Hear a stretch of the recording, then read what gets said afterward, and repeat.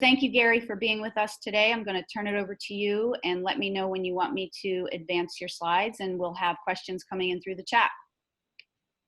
All right, so I'm following along with a printed version as well, and on my phone here.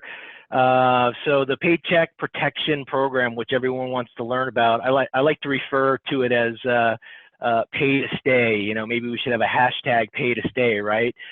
Get people to continue to social distance and hopefully bend the curve, because currently there's no vaccination. So it's a wonderful thing that people in Oregon and Washington and California are adhering to, and we're all learning how to work remote. And so this is unusual times. In any event, the Paycheck Protection Program opened up last Friday. It opened up last Friday to a host of organizations, mostly you know, C Corps and partnerships and LLCs. Today, it opens up for independent contractors and eligible self-employed individuals, which I know people are excited to learn about. We're still waiting for some SBA clarification on how to treat today's category, if you will. We're essentially, you know, we're kind of building the plane as we fly. So these are crazy times. The eligibility for small businesses are those that were in operations as of February 15th, 2020, less than 500 employees. It's open to nonprofits, veteran organizations, tribal concerns. I won't read them all there, but you can see them. Loan amount is the maximum of the lesser of the calculation that you come up with based upon payroll, which we'll get to later on in the presentation, or $10 million. So $10 million is the cap. The interest, the payment is deferred for the first 6 months. So it's a 2-year or 24-month loan, and the first 6 months payment is deferred, but interest continues to accrue, and then you'll begin making payments month 7 through 24. Next page.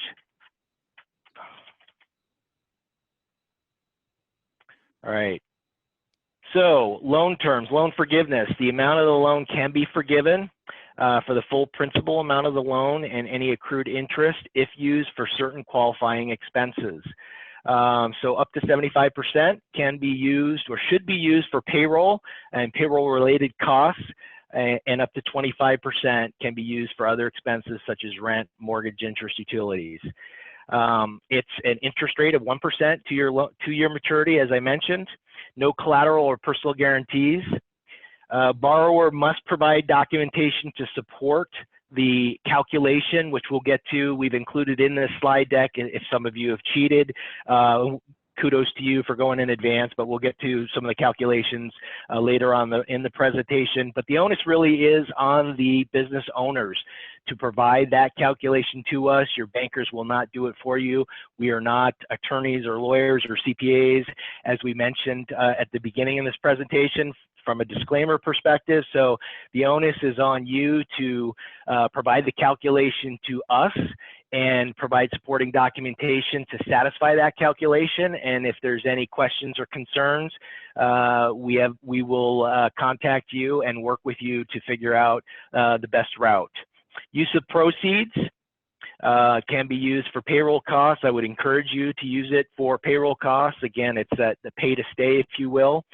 Mortgage interest payments, rent or utility payments, and interest payments on any other debt obligations that were incurred before February 15th and or refinancing the idle loan made between January 31st of 2020 and April 3rd. So if you can apply for both the idle and PPP. So there is an opportunity. The idle loan is a loan, has different terms and conditions, higher interest rate, has the ability to be a 30-year term. So there are some advantages to that program. That's usually used for working capital, and it's outside the scope of this presentation here, but it's something to consider for you business owners, and then you can apply for the PPP as well, but you can only apply for one PPP. And Gary, Next slide, I just wanted please. to quickly chime in about the idle loan because I know a lot of people are going after that. That's the up to $10,000 that you can receive. It's a pretty streamlined application. If anybody hasn't applied for that, I know Jennifer on our team has really been tracking this. So Jennifer, do you want to share a little bit about that? Well, actually, I think there are two parts to EIDL, and maybe correct me if I'm wrong, Gary, but I think one is this emergency loan up to $10,000. That's a really quick application, like 5 different screens, up to 10,000. And I think the interpretation right now is that they're going to give you about $1,000 per employee. So up to a max of 10. And then I think, and that will be forgiven. That's just like almost like a grant, right? And then Correct. there's another That's part correct. I think of EIDL, which is an actual loan. And I don't know much about that part, but it's a loan. I assume it's a low interest loan with some favorable terms given the circumstances, but I don't know more about that. Yes, and I could touch on it briefly. From what I understand, the economic injury disaster loan, as it's properly named, is something you apply directly to or through the SBA. It's not something you apply with your local bank. You apply directly online for that loan. The first $10,000 essentially is like a grant, as you mentioned previously. It's based on, think of it as a working capital loan up to $2 million. It has an interest rate of 3.75 and a maximum term of 30 years. They look for collateral, so the SBA loves collateral just like banks. So this is a loan that they will, if it's not a requirement, but certainly if there's collateral available for them to take a lien position in, that is something that they will pursue. There is an unsecured feature up to $25,000 based upon what I've read. There's some eligibility requirements that are similar to the PPP, and you cannot use it to pay off debts. So it's not used for paying off other debts. It's really meant for working capital. And essentially the way that I know it, and don't quote me on this because I've not, obviously I haven't applied for the EIDL, but think of it as a working capital loan where they look at your gross profit margin. So, gross sales less cost of goods sold for simplicity. So your gross profit margins for the 12 months of 2019, and I believe they'll lend up to 6 months of that calculation. Again, don't quote me on that, but that's based on my understanding of reading the information, which at the end of this slide, or excuse me, at the end of this presentation that Rain has put together, which is beautiful. There's some links, and I would encourage you to go to the Treasury site because there's specifics in there, and the SBA site as well, and you can read the language for yourself. So can I just make sure that I understand this correctly? So there's the 10,000 EIDL, which is like a grant that you don't pay back, and probably going to get about $1,000 per employee, maximum 10,000. Then there's the EIDL loan, and you go through the SBA for that, not through your bank, and they will ask for collateral on that. And then there's the PPP, and that you go through your bank for. They don't ask for Correct. collateral, and that one is forgiven as long as you follow the rules. Is that right? That's my understanding. Obviously, the regulators continue to post updates to their website with respect to guidelines and interim rules and frequently asked questions. So there's a lot of information and it's continually changing, but that's essentially correct. Think of it as an SBA 7A loan where you apply through your bank. They verify all the information, make sure you've provided substantiating documentation, and make sure the application is completed thoroughly. And then we run it through our process for an approval. And once we do that, it gets submitted to the SBA for their approval. They issue an SBA loan number for that disbursement, and then the bank funds the loan. So that's essentially kind of a 50,000-foot perspective of how it's supposed to work. But obviously, it's changing daily, and we're only on, business day 6 of the program. Okay, I want to let you go on, Gary, but I did also want to mention when you were talking about how people do their calculation, how they come up with their monthly number that they're going to multiply by 2.5 in the PPP application. We actually have received from our accountants over at Jones and Roth 2 spreadsheets that help people do that. So we will share those with everyone on the call. We'll share those with you guys. And that's Awesome. yeah. Great. Sorry, go ahead, Gary. Sorry to interrupt. Gary, actually, there's a couple of questions I think that at this point in the presentation makes sense, and hopefully you're able to answer. If not, we'll be tracking it and we can follow up, because mostly on the call today, you know, we've got a lot of independent contractors, self-employed, gig economy workers. So one of the questions is, how do the payroll costs apply to self-employed folks? So is that a calculation that we're going to be talking about today? We will touch on that a little bit in later on in the presentation. Yes. Okay, great. And then one more, and then we'll turn it back to you. Is if do they count owner draw as payroll for sole proprietors? I've not seen that, so I think of an owner draw as a distribution, not a wage. Yeah, me too. Okay. Okay, back to you. Okay. Let's see here. How about the next slide then? Are we good? Are we good with this page, I believe? Yeah, I think so. And so what Gary's going to do now is really kind of get in the weeds a little bit, because the big questions we get are people asking about filling out the application itself, and which is where, you know, this is where we could really use some help from a banker's perspective. Thank you. Yeah, and this is kind of where the rubber hits the road, if you will. So if you go, so we're looking at I'm looking at on my phone here, and excuse me as I squint, even though I have glasses on, but this is the first page of the application. This is, I believe 2483 is the form.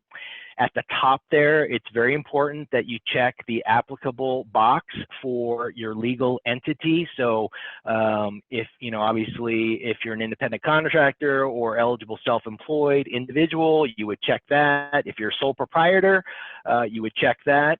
Then you've got the business legal name. Make sure on that line you include the actual business name. So that's going to be your borrower, and that's the name that banks will use to generate a promissory note. So it's very important that you get that correctly.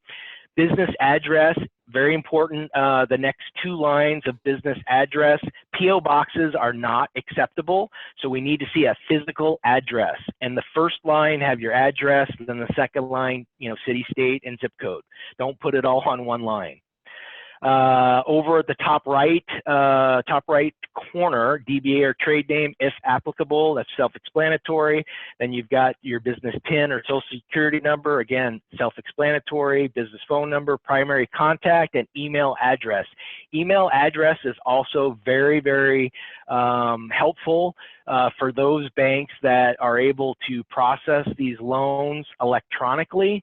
The email address can be used for sending to your email the promissory note for DocuSign. So make sure you get that information correctly. Then you've got your average monthly payroll. This is where it's very critical that you have substantiating documentation for how you're coming up with your average monthly payroll.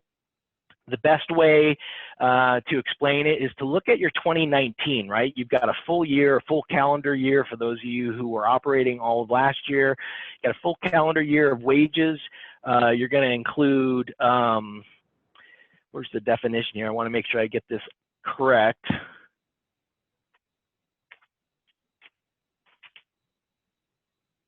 So salary, wages, commissions, or similar compensation, cash tips or equivalents. you can include in the calculation. Now that you're not adding all this into this box particularly, you're going to use the Jones and Ross, if you're able to use the Jones and Ross spreadsheet or your CPA spreadsheet, you're going to want to accumulate all of these costs for all of 2019. You can include payment for vacation, medical or sick leave.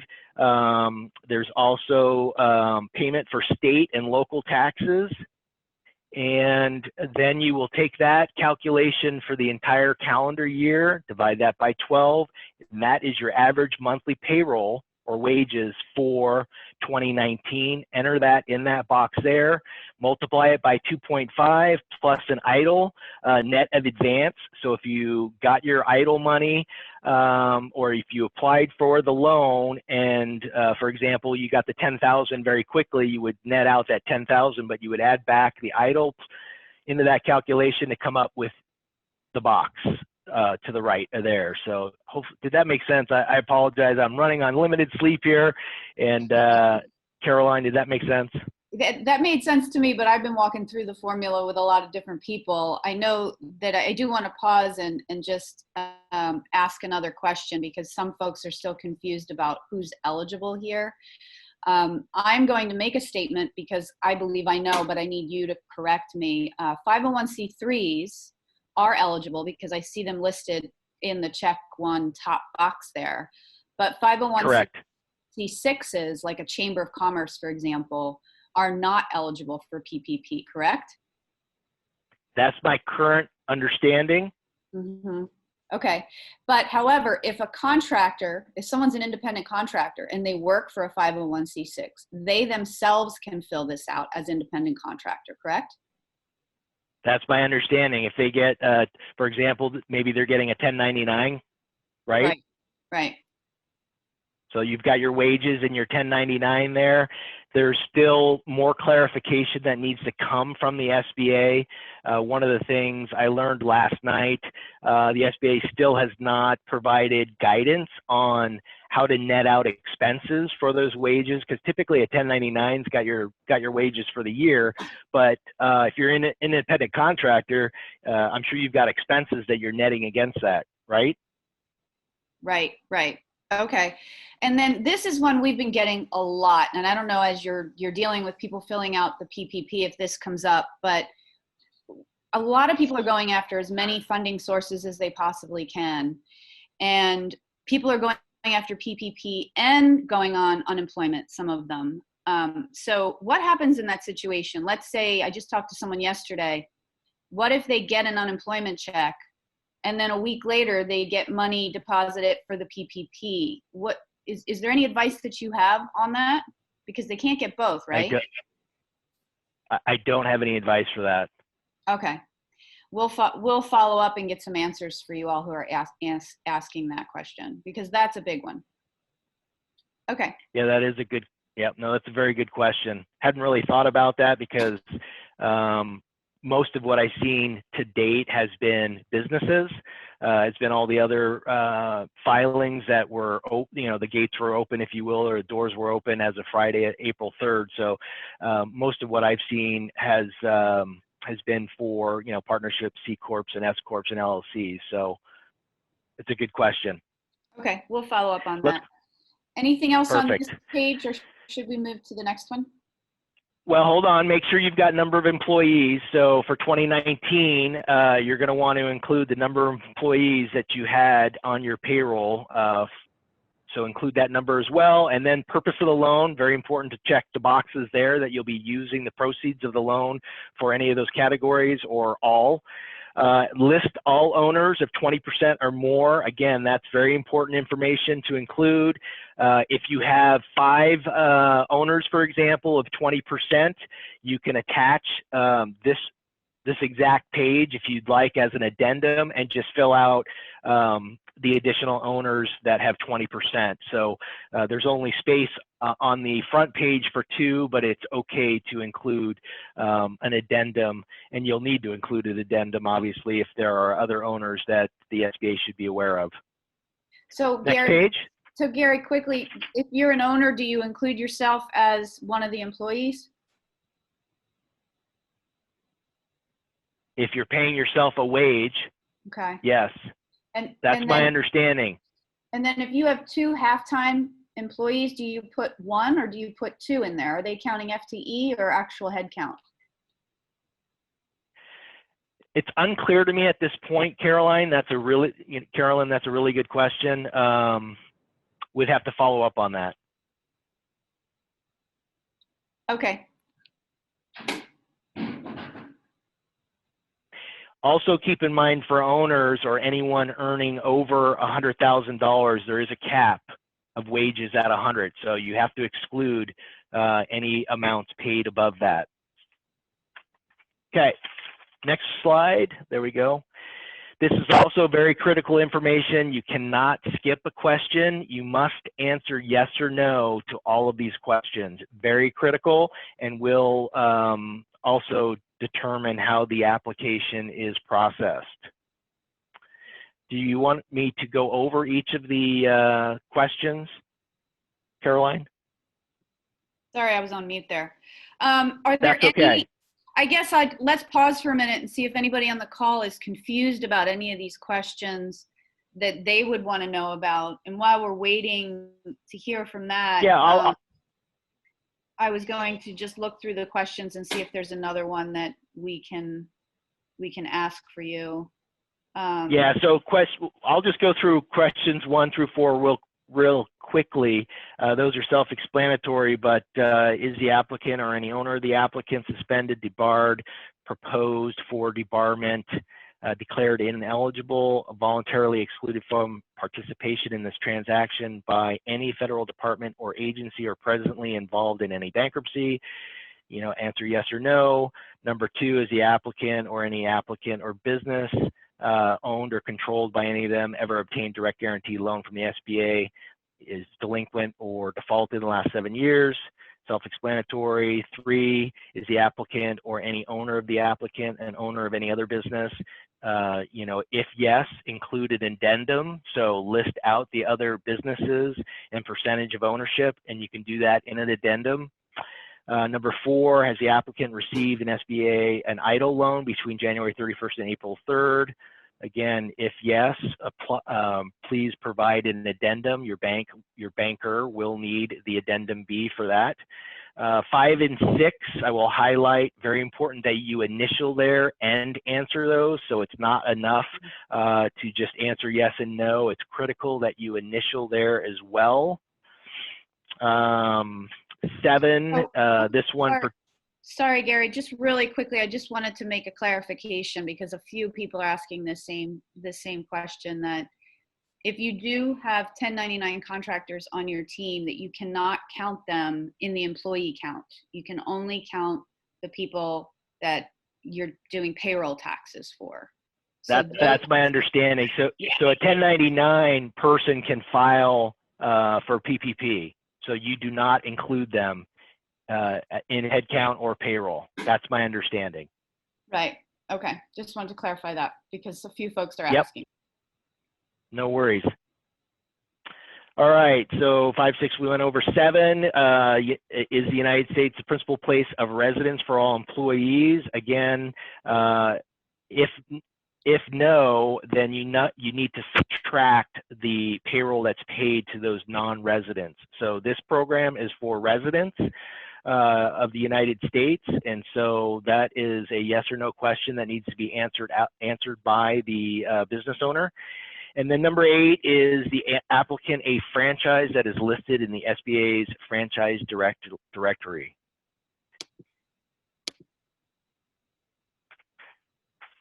Next slide is certification and authorization. So I certify that you've read this, that you're an eligible applicant, you understand the eligibility requirements, etc. You're complying with civil rights and other limitations in this form. All SBA loan proceeds will be used for business-related purposes. To the extent feasible, I will purchase only American-made equipment or products. The applicant is not engaged in an activity that is illegal under federal, state, or local law. Any loan received by the applicant between January 31st and April 3rd was for the purpose other than paying payroll costs or other allowable uses under the PPP rule. Sorry, I went through that really quick. I didn't mean to. If there's questions, we can stop there, but I didn't want to read you verbatim all the.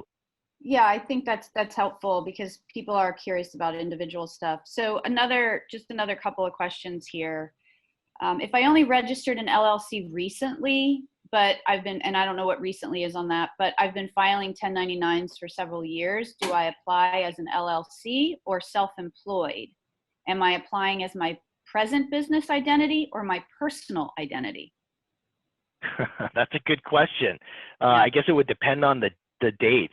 We would need more detailed information on that, but it's something that I would discuss, have an open dialogue with your banker and your CPA, so that way you got the correct information and dates that you're referring to. Yeah, and I would think that if you've been filing 1099s, then you're an independent contractor. If you have your LLC and you've been taking a payroll, and I don't remember the date and how long you have to have been taking payroll, then you could do the PPP. But it's very clear that division between if you're a business owner and you're, like for myself, for example, so I have my own S Corp and I contract with Oregon Rain to be their executive director. Now, I cut a payroll for myself. I do, with a bookkeeper every month. I pay payroll taxes. I have other benefits taken out.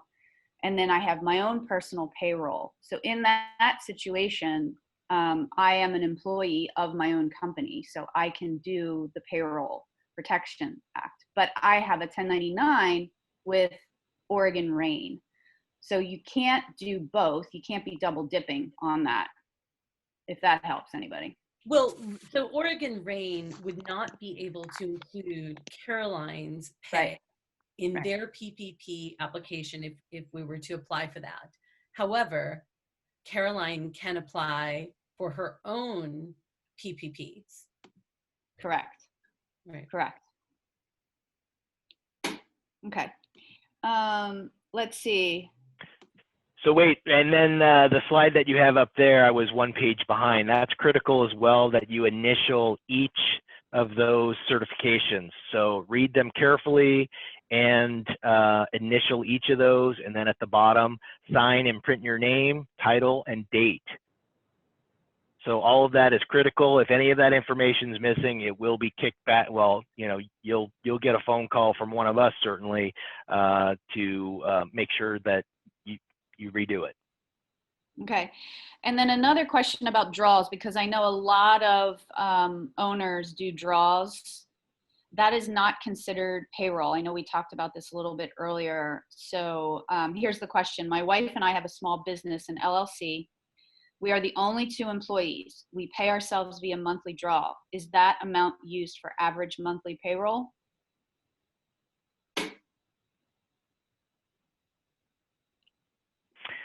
That's a good question. I would feel uncomfortable confirming one way or the other on that. They are, you said an LLC? They're an LLC, the only 2 employees, and they do draws. Yep. So that's not payroll tax, or yeah, it's not payroll. Yeah. Yeah. It's not a wage by definition. It's a draw. So I would think not. But again, I would defer to discussing with one of your professionals. Yeah, an accountant should be able to help with that as well. And just to chip in from my perspective as a business owner, so one of my businesses banks with Oregon State Credit Union, and I recently filled out the application. I recently converted that business to an S corporation, or to be taxed like an S corporation. And so I both have owner dividends or owner draws that supplement my income, as well as I pay myself a reasonable salary, right? And in filling out the application, I sent them all of that information and the documentation in my accounting for both the owner draws and the batchel payroll salary. and which is a reasonable amount to live on with a family of four, right? And so far, my application was approved and got submitted to the SBA for the full amount based on both the payroll and the owner draws. So again, like maybe it's up to how banks want to interpret it, and like, does it make sense? But I just wanted to share that perspective as someone who's just finished going through it and is waiting to see if it actually succeeds. That's helpful. Thanks, Corey. Okay, Gary, this is your last slide other than the resource page. Is there anything on here in particular that you want to point out? We don't need to read through each one, but is there anything in particular here that's super important? Obviously, they need to initial each one. Yeah, I would say that just be sure that you're presenting, accurate information and can substantiate all of the above, because, obviously the onus, the onus is on the business owner to provide your financial institution accurate information. And, it's my understanding that, any false statements, is punishable by law. And, you just want to be cognizant of applying for what falls within the guidelines, and not try to game the system, if you will. There's a limited pool of funds that have been appropriated, and I think that it just would be nice to not have to worry about people taking advantage of it. Yeah. Another question, can a business apply for both the EIDL and the PPP, or is that considered double dipping? No, you can apply for the it's my understanding you can apply for both. That's what I think too. I had a question. So Gary, is it correct? So there's some confusion because a lot of people do pay their staff as 1099s, and we understand that the company cannot apply for PPP funding for those 1099s. Is it correct to say that you could only include in your PPP loan application any payroll for a W-2 employee? Is that accurate? Yeah, that's a fair statement. Okay, so, and then the way that they would do that is you look back 12 months and you calculate what that payroll was for your W-2 employees for the past 12 months, and you come up with the average monthly, and then that is what gets multiplied by 2.5. Is that correct? Correct. That's okay. correct. And then also want to say, of course, that $100,000 limit. So if any of the W-2 employees are getting paid more than $100,000 a year, the cap for them is $100,000. You can't count anything above that. That's correct. Okay. Okay, another question that I think a lot of people are asking about is going to be the compliance and the tracking of all of this. And I know it's still being figured out, so I don't know that there's any hard and fast rule on this, but some guidance would be helpful. So if you are funded, how are the funds that are used tracked or coded so it's trackable for the forgiveness piece down the road? Are we supposed to keep these funds separate from regular AR? Looking ahead to forgiveness, how do we prove use so that you don't have to pay back? Yeah, I would think if the more that you can bifurcate the funds from other AR or other revenues, the easier it will be to track and provide supporting documentation for that tracking. It's my understanding that once the loan is funded, you have 8 weeks to use those funds for those eligible forgiveness items, if you will. So keep a ledger, keep copies of your checks or disbursements, and just keep good books and records so you make it easier for your banker or financial institution to substantiate that the funds went to the intended use. Okay. And I'm curious if, as you have folks filling these out, are you telling them that at the end of the 8 weeks, they need to come back and have an appointment with you to show how they have spent the funds over that 8 weeks? Or when do they have to actually come back in? And do they need to do that with you, the banker, or will they be doing that through an accountant? What's the process there? Yeah, those guidelines have not been drafted yet. I haven't seen anything, so I was going to see if I saw anything in the frequently asked questions I was reviewing on the Treasury website.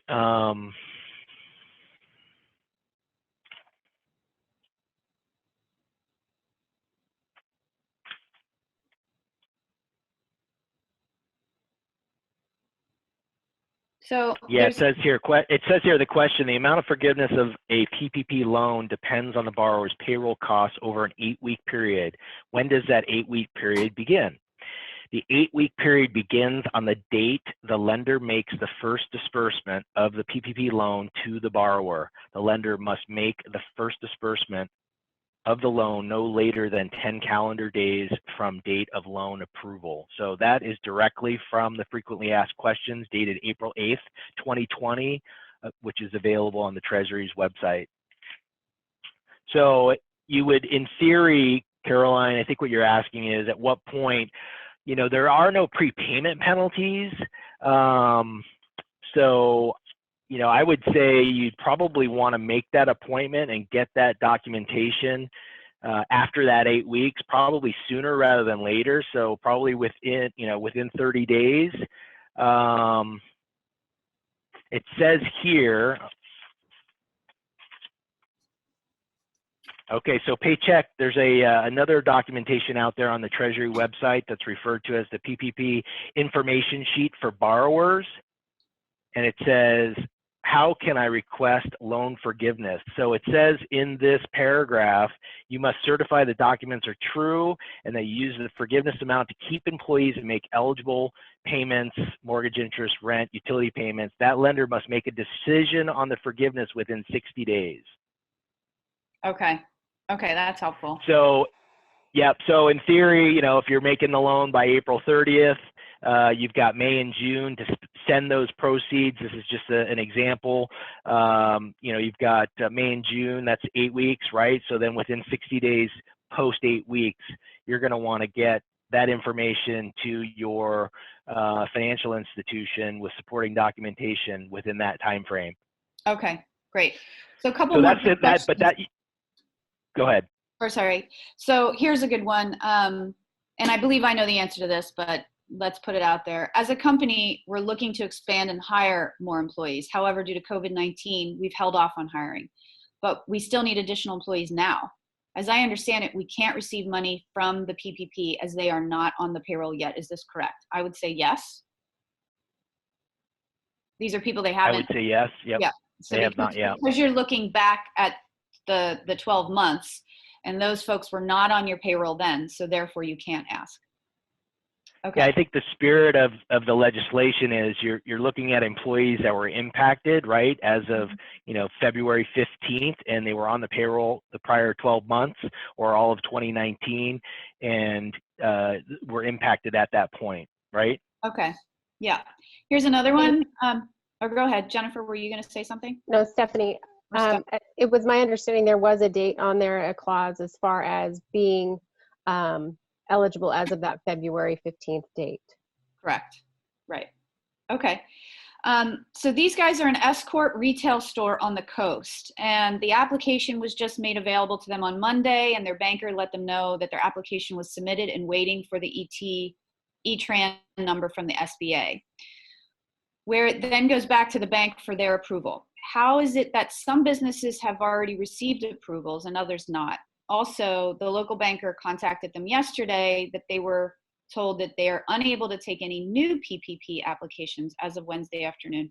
So they're wondering, how come some folks have received approvals and others not? And are the rural communities, do you know, are they on a separate trajectory?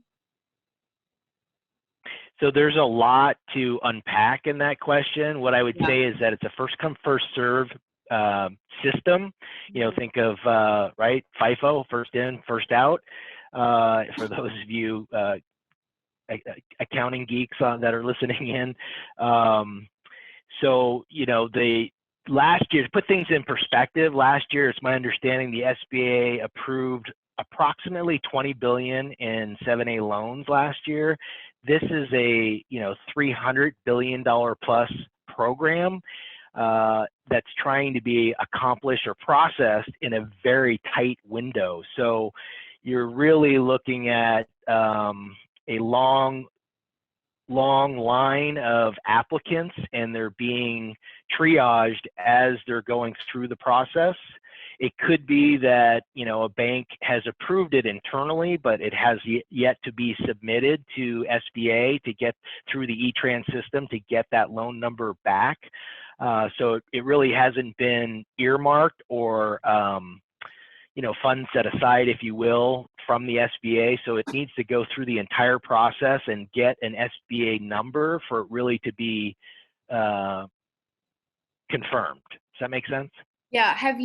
Has First Interstate Bank, and I don't know if you can share this, but I'm just curious about the percentage of people who've actually received funds. Have anybody even received funds yet, or is it all still in process?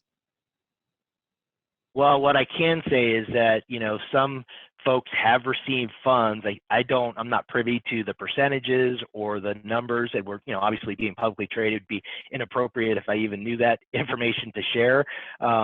But there isn't any preference. It literally is a first come, first serve basis. And, you know, if you're hearing out in the community that people got their money, you know, everyone, when I say everyone, every lender or financial institution that was participating in this program was waiting for SBA promissory note, which really hasn't been drafted yet. So I'm sure some banks maybe are circumventing that.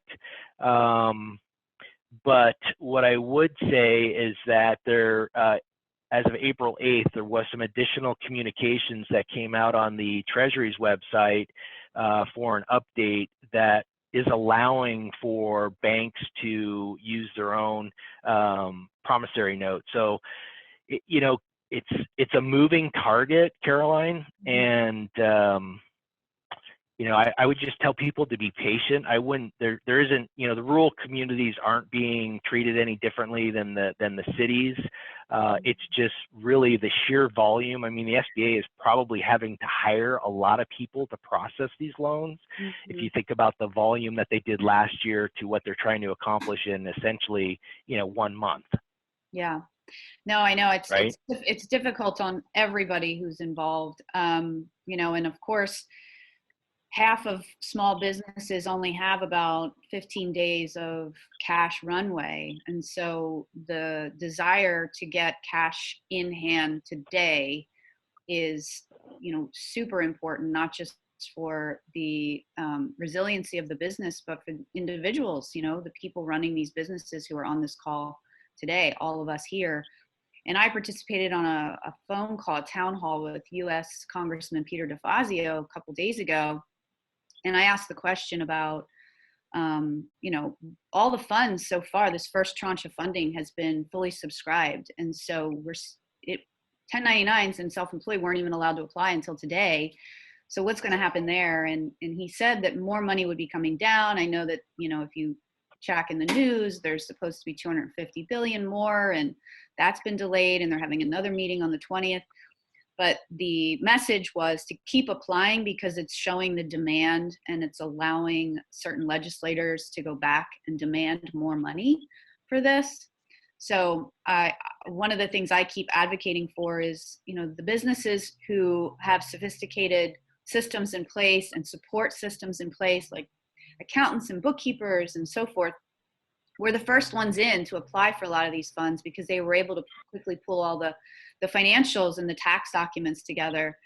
And the entrepreneurs who are really more underserved, overlooked, and really just sort of hustling, heads down working, weren't able to get to the application or got in too late. And so that's one of our concerns, is we keep advocating. And everyone on this call should be contacting their legislators, reaching out to them and requesting that they keep getting more funds put into this program and other programs so that we can keep funding and keep resiliency going.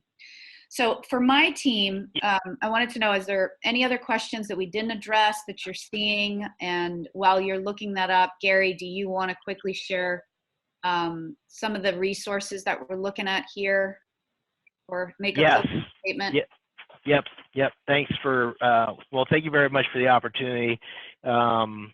You know, these are very challenging times. I would agree with your comments that people do need to continue to apply to, that will further act as a parameter with respect to demand. I mean, if you think about the economy, you know, the overall GDP from a macro perspective, you know, a $20 trillion US economy that's been impacted over, you know, a 1 to 3 month period of time, you know, you're looking at $5 trillion, right, for 1 quarter of a 12-month period of time. And then if you do the math relative to unemployment or the number of, you know, the percentages of people in the retail sector and the percentages of businesses that have been impacted, 300 billion is not enough. So I think it is important that your members and others out there continue to apply and show that there's demand, and that will help, you know, I think, add pressure to local politicians, your congressmen, your state senators, et cetera, to you know, shepherd through the bill that is currently being negotiated for further funding. So it's critical that you guys continue to do what you can do on your end from a business perspective. So thank you. And then from a resource perspective, on the last page, there's a lot of great information on there. I really think, personally, I'm a little biased to the U.S. Department of Treasury, that home.treasury.gov website. You go on that website and it has a link right, you know, at the top. It's like a red bar. You just tag that bar, takes you right into the COVID page, and there's a lot of good information in there relative to borrowers and lenders and frequently asked questions and interim final rules. So if there's any rule changes, right? I mean, the bill passed, but they're really still working on the guidelines and you know, some of the other requirements on the back end of this. So I would periodically, daily, if you will, look at that website, because that'll be a good indication of where the rules are going and how it potentially could impact you. Great. Thanks, Gary. We really appreciate it. So team, are there any other questions that we didn't address, or anything you've learned since we're all going through this process as well that you want to share with our peer group here? I'll just add that some of the banks have maxed out their funds or are not taking any more applications. But I'm pretty sure that there will be some alternative lending groups that will be dispersing funds in the future. Thanks, Ariel. Anybody else on the team? Corey? Yeah, I've been chatting a little bit too, but I would just, you know, bankers love documentation in my experience. And so everything that you can document in a logical manner, that you can show and get your CPA copied in on what you're doing, I think is going to be helpful. Just to highlight what I mean here, if I share my screen, I had an entire folder of all the documents that I had to end up submitting before I was able to actually get my application onto the next phase. And it was even more complicated for me because one of my business owns one of my other businesses, right? So just document everything really well, have your articles of organization up to date, have proof that you're in business, have your personal taxes, have your business taxes, have excerpts from your accounting software that show where you're getting your calculations from, how you estimated those payroll expenses, et cetera. And that's going to help. But again, you know, it seems like the guidance isn't super great. So just try to have real conversations with your bankers. Be nice to them. That helps.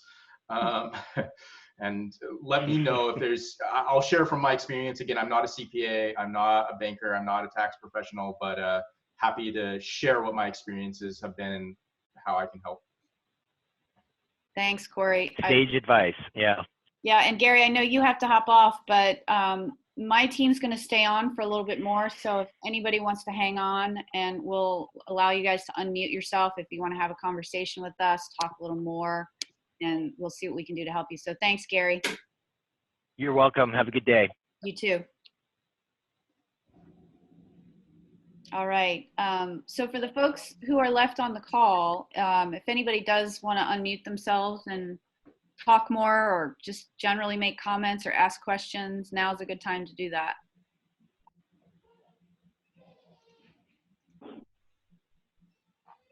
Hi, Carolyn. This is Sarah. I have a question I've had from small contractors, 1099s, and people that own small businesses, whether they should apply for unemployment or apply for these relief programs. And it seems like people are going with unemployment because it's a little more something they're familiar with. Yeah, so what you're saying is that they're choosing between the PPP and, you know, laying people off so that they go on unemployment, they get that extra 600. No, for the individuals themselves. So for like 1099 contractors, what would be better for them to do? Oh, I see. Yeah. Gosh, you know, it's really depends upon each person's financial situation to do the calculation, because I know some businesses are, I just would say do the math, right? Yeah. And see what works out. And then also, can your business withstand being closed? Because what I worry about is the FEMA statistic that's out there.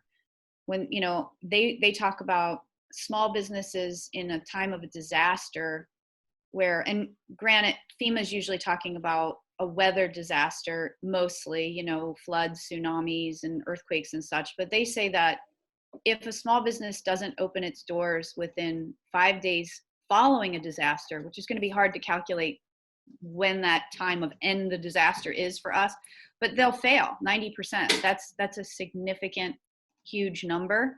And I keep talking about that with legislators. So, and this is, as you can tell from Gary, you know, there's still so much that the bankers don't even know. We're trying to figure this out as we go. And that's why we started this support group call here today, so that we could get on and share what we're learning. Like, Corey, that's great. Thank you for pulling up all the documents. You know, I'm hoping that my husband's business is in the process of that we don't have to pull 25 documents together. It depends on each bank, but yeah, it's a tough one. Yeah, and like honestly, again, I think what Caroline said is like, what does it look like? What do the numbers look like for you is really important. But also keep in mind that just because you apply for a loan doesn't mean you have to sign the paperwork when it comes. And I know that many states, and I assume Oregon is one, the pay or the unemployment has been really tough to log in and get on.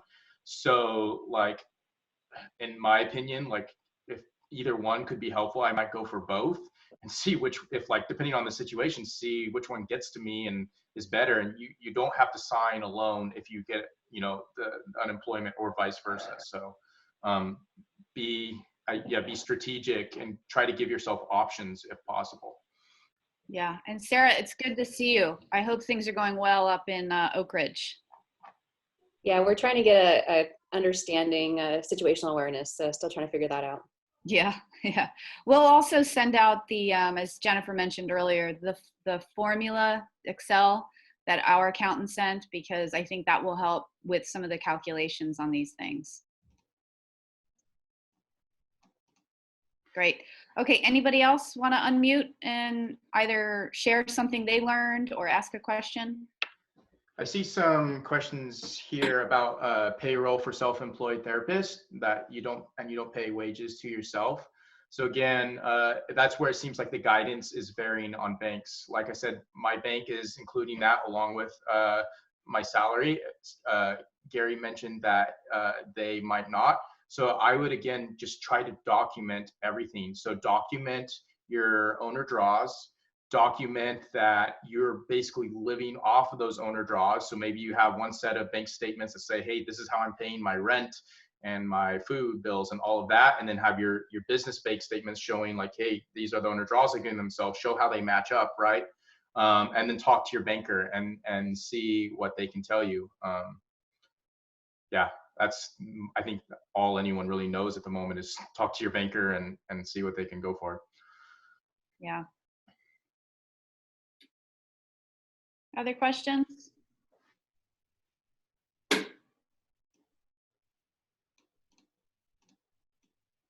Yeah, Yeah, and Andre. Yeah, Yeah, good go point, ahead, Andre. Corey. Oh yeah, Go good ahead. point, Andre. Consistency is I think also key. If you're like doing a $20,000 draw in December, right before the year ends, that might be harder to say like that's my income versus if you're doing a draw like every 2 weeks or once a month. And in my case, it's once a month.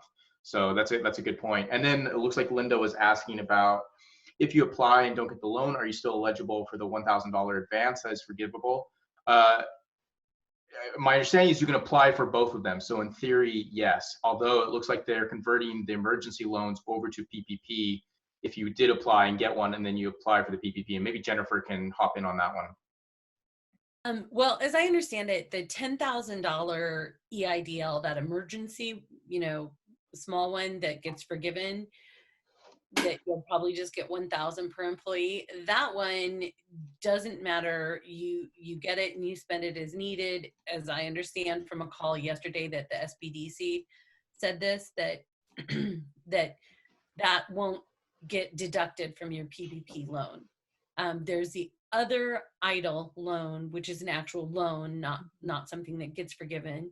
And I think what we just heard Gary say is that you can go for both that EIDL loan and the PPP loan, which gets forgiven. Mm-hmm. Yeah. It's just that PPP, you have to track only for those expenses that they list in the application. Well, and we did have some questions about people who are in the good situation of actually needing to bring more employees on right now. But the problem with that is that the PPP loan amount is driven off looking back 12 months, right? So that isn't going to help bring more people on right now. So I don't know for sure, but I think the answer is not that EIDL $10,000 sort of grant thing. You can go for that, but I think it's the EIDL loan itself that is a real loan. I think that is what you might want to look into to help cover the cost of bringing on more employees right now. And I'd point out that both at the your local council of government level as well as the state, there are loan programs and even different revenue-based programs out there that are specifically set up to help you get money to bring on new employees. So if you're fortunate enough to be in a situation where business is going well and you can bring on more people, then there are other financing options out there as well. But yeah, exactly what Jennifer said. Yeah, and I know that we do have some organizations on the call. If anybody from any of those government organizations wanted to share something that they've learned, whether it's a COG or a council or a municipality.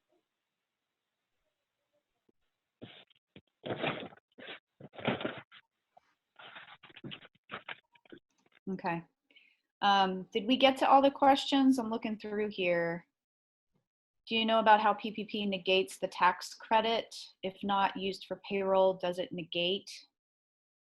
I don't know if I understand that correctly.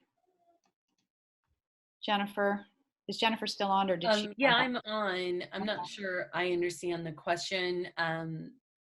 I'm not Sandy, sure what the tax credit is that you're referring to. Sandy, Yeah.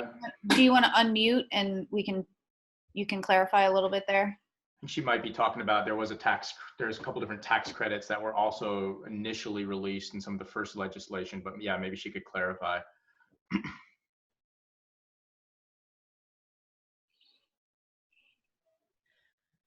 Yeah, I don't know enough about it. I did read one article this morning that was talking about tax credits, but I don't know enough about it to really speak on it yet. So I'm not going to be able to chime in on that one, unfortunately. I'm sorry.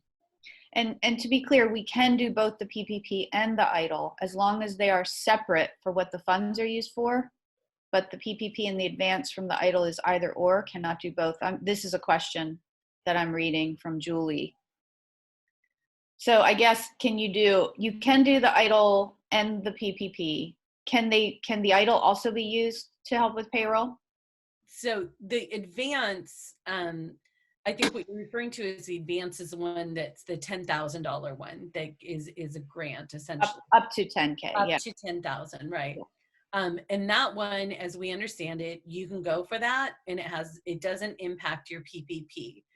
That said, just like everything with this, it will depend bank by bank. Like your bank may say that it does impact it, but we have heard that it shouldn't. But again, like all of this is kind of coming out and everybody's making their own rules up. But what we understand is you could get that advance, you could go for the PPP. Those are both forgiven. You don't owe anything on those. And then separately is that other EIDL. And you can go for all three of those. Right, right. As long as they're, funds are there. And that EIDL loan, not the advanced one, the loan, they will look for collateral on that one. That is the only one that they'll be looking for collateral on. So Jackie's asking, as an individual missing out on 1099 income, can I apply for this PPP and simply use those funds to pay my bills as I would normally spend the 1099 income I'm now missing? So Jackie, are you saying that you are a 1099 or you're an employee or you're like a sole proprietor? Maybe if you unmute, we can chat. Or she's a 1099. So yeah, you can go after the PPP as a 1099 contractor.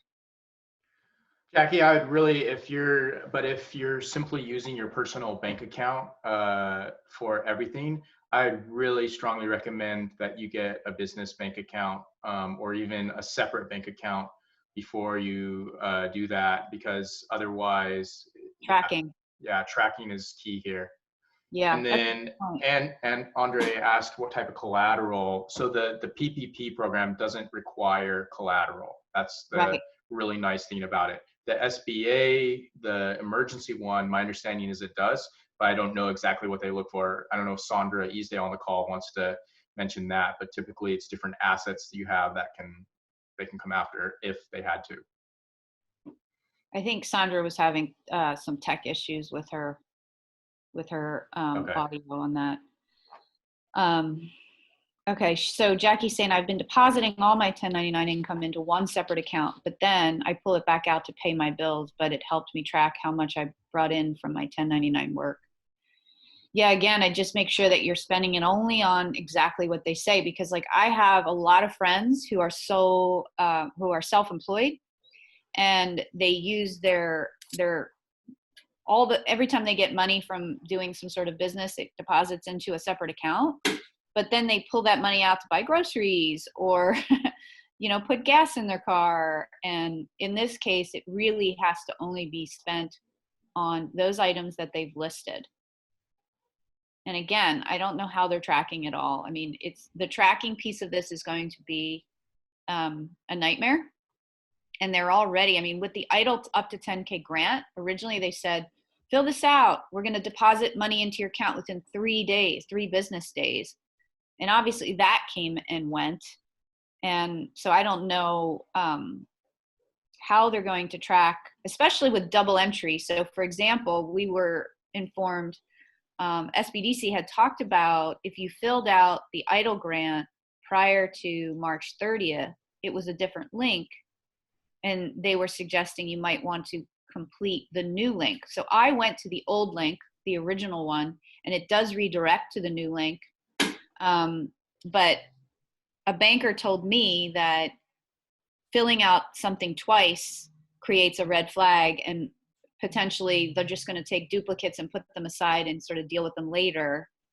So I would say don't fill it out again, because I'd be nervous. And again, that's just recommendation. I can't say to or not do it, but this is part of the struggle is with the misinformation that's been coming out. And Jennifer just posted the link to the updated EIDL up to 10K grant. You all should fill that out. If you have not filled that out, you might want to really consider it, because even if you're an individual and if what they're saying is that they're going to give $1,000 per employee, that at the minimum you could get $1,000 check on that. That's forgivable. And we had a question, I think, on that one, that can I apply for EIDL if I had employees in 2019 but not yet in 2020? and can I count myself and spouse as employees? And so on that application, I took screenshots of that the other day. And so there's nowhere in that EIDL emergency advance $10,000 loan application that asks you anything about the time frame. So okay, now it does ask how many employees. You just answer. And now, my understanding is that they will follow up and ask for potentially additional information, not much, before they would release any funding. So. Okay. Well, Melissa is confirming. Melissa Howard is saying she spoke to the SBA and they said you must fill out that updated form, the new link that you just posted, if you did it before the 30th. So thanks, Melissa, for clarifying that. Hopefully that doesn't stall things for anybody. Great. And I would just, remind everyone, I read a lot of LinkedIn articles and Medium articles from other entrepreneurs and CEOs that have weathered other storms like this one. I mean, none of them have been like this one, but, the recession and other things. And just, again, to highlight, like thinking sort of 6 months to a year out, cash flow, weathering the storm, cutting costs, being as prepared as possible is really important. So if you're like, oh, I don't know if I need this now, but I might down the road, I encourage you, think like the CEO of $1 billion company. What do? They do whatever they can to make sure their company weathers that storm and can create value. So just, all of us on the call are happy to hop in and help where we can. That's our job as venture catalysts, but really think long-term. How can you weather this storm? And what can you do as the CEO of your independent contractor business to put yourself in as good a situation as possible to, be a lean, mean machine, but stay afloat during the next 6 months to a year. So, which is easier said than done, but just like have that perspective and vision as you work on this. Yeah, good advice, Corey. And Dean, thanks for sharing that you filled out that. I assume you mean that EIDL grant up to 10K and it was easy. Yes, I've helped many folks walk through it. It's super easy. I was actually really surprised at how low of a barrier it was to complete that application, which is why they have so many people who have filled it out. But yeah, it is very easy thing to fill out. Yeah, the only big numbers they're asking for there are gross revenue and cost of goods sold. Everything else is basic company information. Yeah. And Jackie, yes, we'll send out the recording and the slides following this. It just takes a little bit to get the video downloaded and uploaded, but we'll get this information out by Monday for sure. The video by Monday for sure. Great. Yeah, Dean, that was the EIDL grant. Thank you. Anybody else have advice, or have you been through any of this process yet, or still confused? There's obviously lots of confusion still there, but the purpose of this is to have us support you. You can reach out to any of our venture catalysts. All of our contact info is found on our website, OregonRain.org. If you visit the team page, you can get connected to all of our emails and our LinkedIn's on there. We're here. I hear people saying, oh, I'm off from work. I'm just kind of lounging. I have nothing to do. Well, we're all working like 60 hours a week now. It's like we're in overdrive, triaging, having one-on-one phone calls, and really trying to do what we do best is wrap these resources around you all to help you get through this. Thank you so much. You guys have a great weekend and be safe and be well.